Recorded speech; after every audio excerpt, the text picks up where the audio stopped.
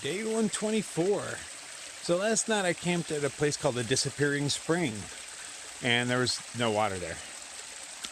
This is the other part of the Disappearing Spring. The trail crosses it again, and yeah, it just disappears under this rock and goes away. So I guess that's why they call it that. I assume since it had the same name, since one would have water, the other would, but the name Disappearing Spring should have really said it all. Well, to a late start. It's like 5 a.m. I'm totally behind schedule. But, yeah, that kind of shit happens. Don't really have a big day today, though. I've got a little hill in the morning. That's all I'm really concerned about. At the top of that hill, I shall have second coffee.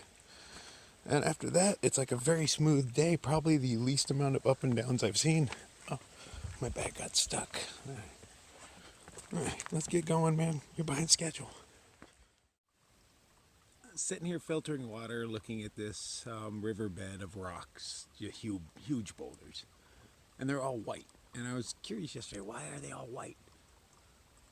But today, just looking at them, it's obvious why they're all white. It's a mineral spring. Yeah, it's like the only explanation. But why did it take me a whole day to come to it? I'm gonna go with I was tired. You know, it's the end of a long. No, it wasn't the end of a long day. I only did like 8 miles yesterday. I got no excuse.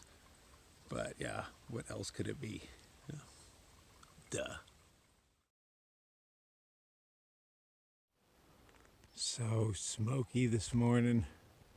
Looks even worse than yesterday. Those huge mountains silhouetted. Still looks beautiful, but I just can't see very far.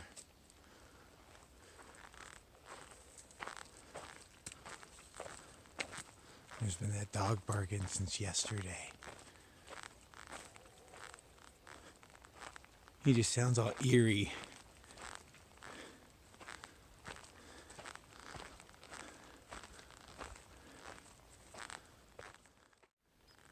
Eerily silent. I have one bird. He's actually the first one I've heard in a while. No birds, no bugs. Just a crunching of gravel under my boots. Trekking poles clicking off rocks.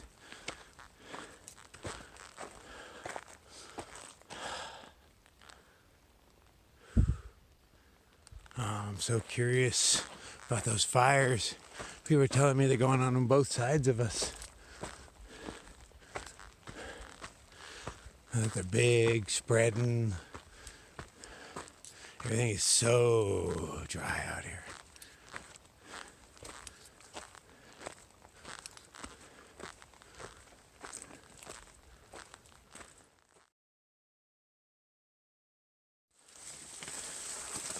Trail's just mildly overgrown today.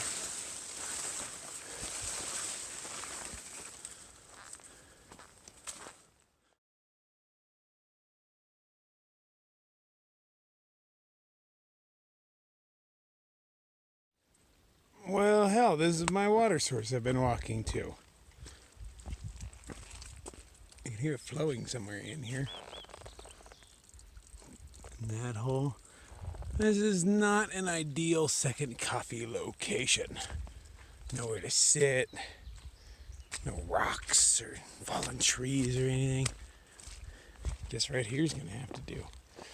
Lame. Oh, second coffee time, mofos. What's that? An M&M.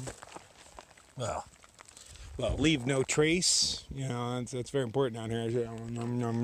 That's right. I freaking ate it.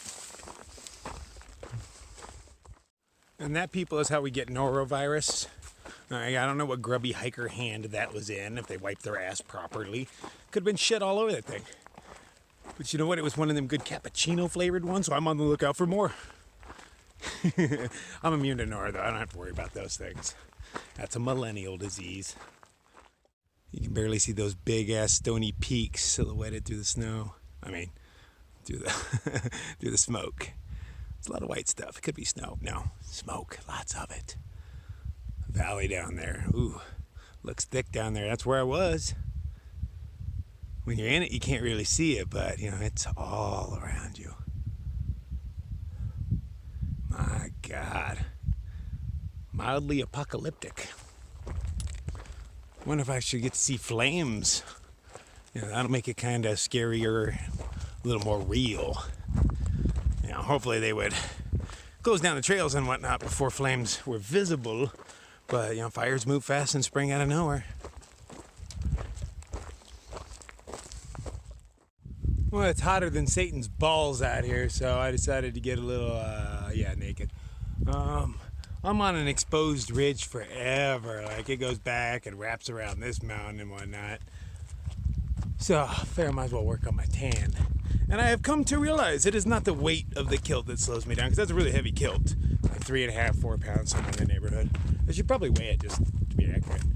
But it's the stepping. Every time I step, I have to kick out a couple of pounds of fabric with every step. So I've noticed that when I'm not wearing anything, my steps are a lot faster. I'm hitting 3 miles an hour pretty easy, 2.5 at least. Oh, I'm definitely not getting rid of the kilt. I love that thing. But yeah, it does slow me down. I can definitely feel it now that I'm not wearing it. Still carrying it. So it's the actual wearing that slows me down. So there's a lake coming up. And if I make it to it, it puts me at like 20 miles or just above. So that's a decent day for me. It's called Porcupine Lake. Who doesn't like a porcupine? Hopefully there's none there because they eat trekking poles and such. But the water's supposed to be super warm. People talk about it's such a beautiful spot. They thought about taking a zero there and stuff like that. So I think that's where I'm going to camp tonight. Yeah, maybe take a zero there. I doubt it. Highly doubt it. But, you know, hey, maybe it's that awesome. But I am hoping it's warm. I need a bath. And bathing is always better when you can soak for a long time, loosen up all this hiker grime. You know, maybe I should take an actual shower, use soap and my shower poof and all that. You know, I do have my NightCrawler camp shower in the back, so, you know, I don't have to get any soap in the water. You know, go swim around for a while, fill up the camp shower, take it away from the water, and shower up. Ooh, yeah, it does sound nice. All right, so that's the plan.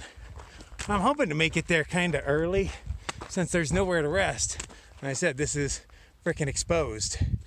So since there's nowhere really to rest, I'm not resting much. With the point of sitting here just baking in the sunlight.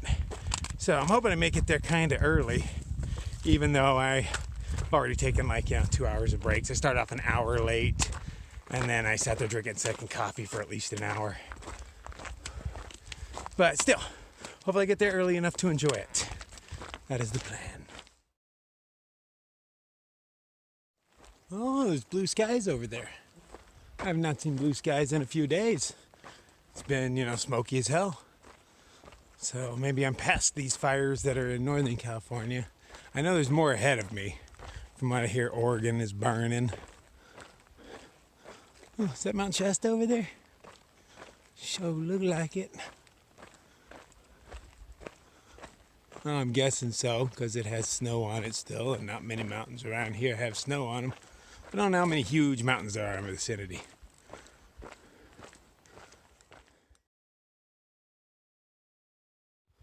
And you can barely see the snow on Shasta.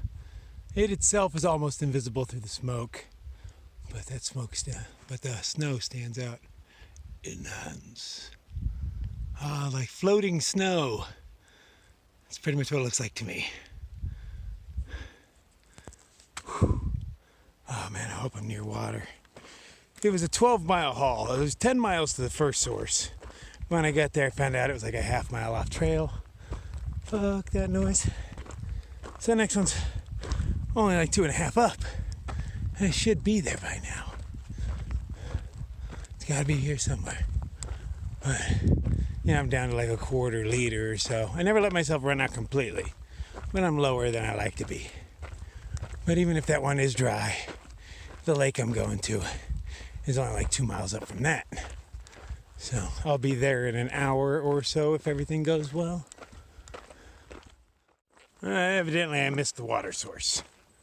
So I could backtrack 0.3, and no, that's not gonna happen because evidently it's not on trail because I didn't see it. I didn't walk over any water, and I just didn't notice the side trail. So screw it. Next water is Porcupine Lake, which is where I'm headed anyway. That's 2 little miles, And I'm walking pretty fast today being butt naked.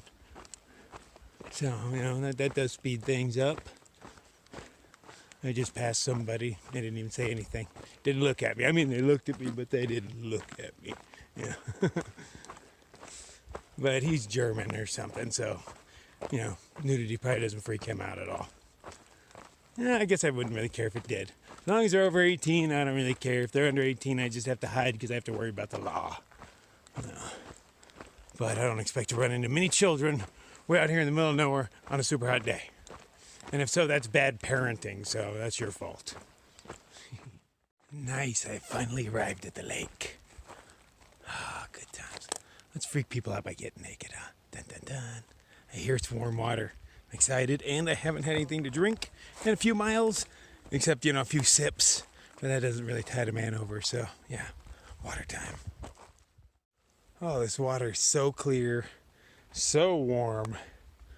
Oh, it's nice swimming in it. It's just so clear, it was deceptive. Like, you can see the bottom, but you can't reach it. You know, like you'd be swimming, you'd see a huge boulder. Then you're like, oh, I could just step on that boulder and stand up.